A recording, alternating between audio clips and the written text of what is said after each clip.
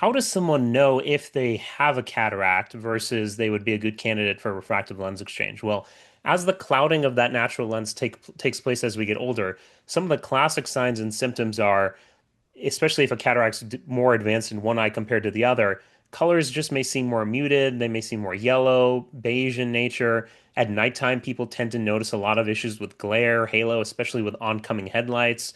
A new pair of glasses or a new pair of contact lenses may no longer be correcting your vision to 20/20 or as good as you were used to seeing. People struggle to read up close.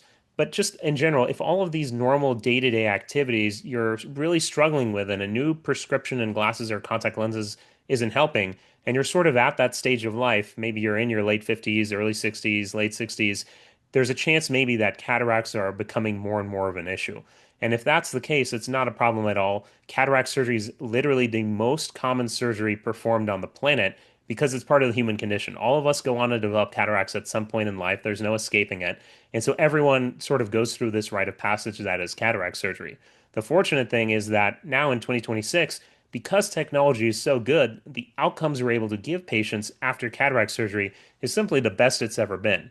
And again, we can custom tailor the outcome to the patients.